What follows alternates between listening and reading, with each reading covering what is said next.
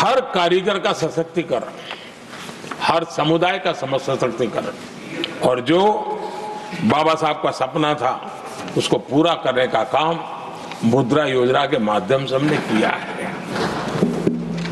आदरणीय सभापति जी, जिसको किसी ने नहीं पूछा उसको मोदी पूजता है।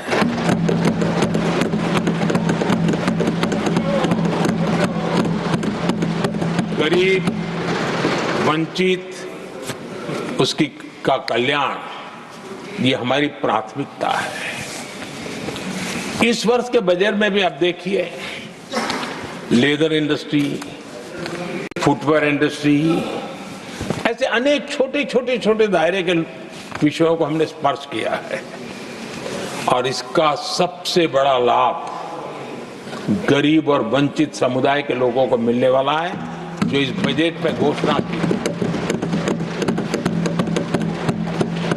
अब उदाहरण के रूप में टॉयज की बात करें, समाज के इस प्रकार के वर्ग के लोग ही टॉयज बनाने के काम में हैं।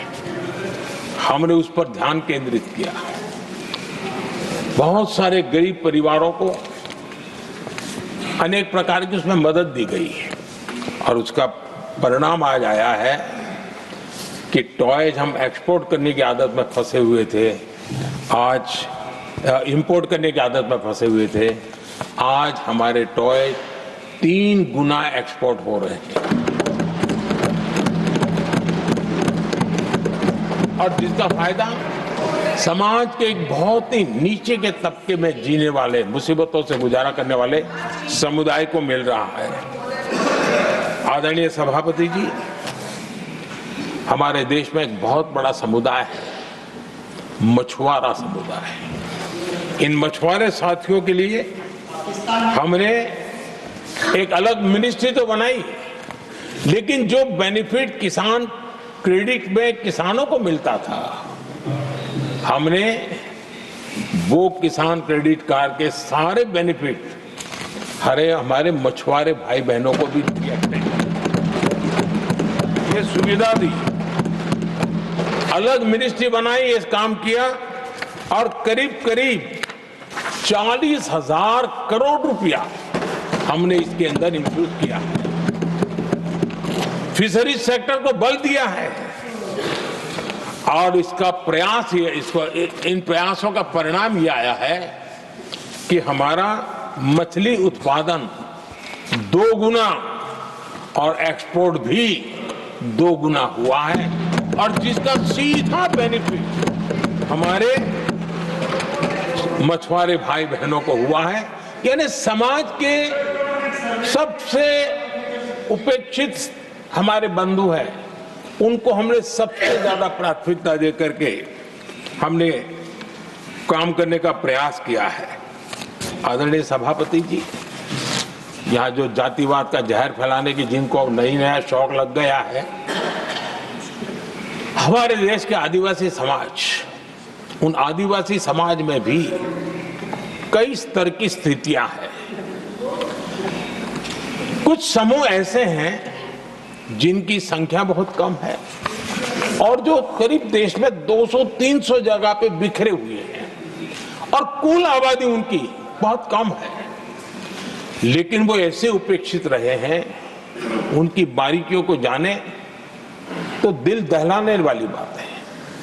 और मेरा सद्भाग्य रहा कि राष्ट्रपति जी से इस विषय में मुझे काफी गाइडेंस मिला, क्योंकि उस समाज को काफी निकट से राष्ट्रपति जी जानती है, और उसी में से आदिवासी समाज में भी बहुत वंचित अवस्था में जीने वाला एक जो छोटा तबके के लोग व बिखरे पड़े लोग हैं, उनको विशेष रूप से योजना में लाने का प्रयास हुआ, और हमने पीएम जनमन योजना बनाई,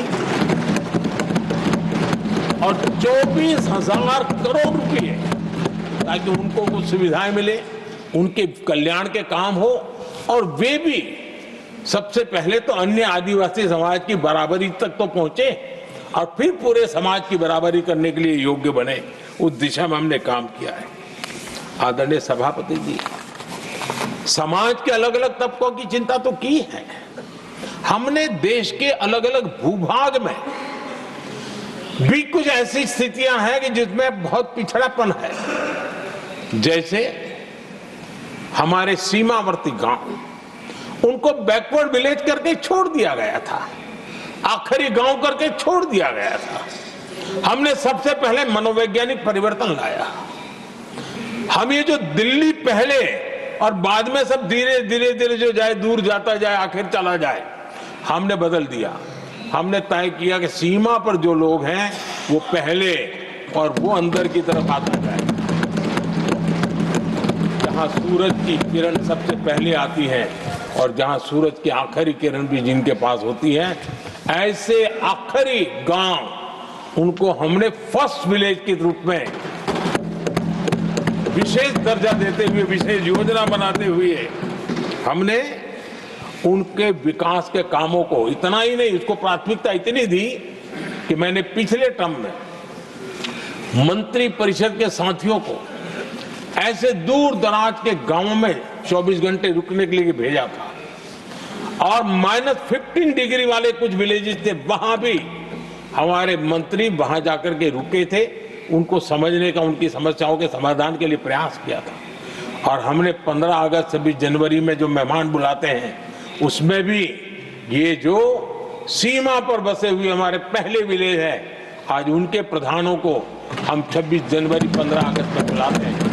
राष्ट्रपति जी के यहाँ एट होम में होते हैं, क्योंकि हमारी कोशिश है सबका साथ सबका विकास, और इसलिए खोजते रहते हैं कि हम किसको, अभी भी पहुंचना बाकी है, चलो जल्दी करो।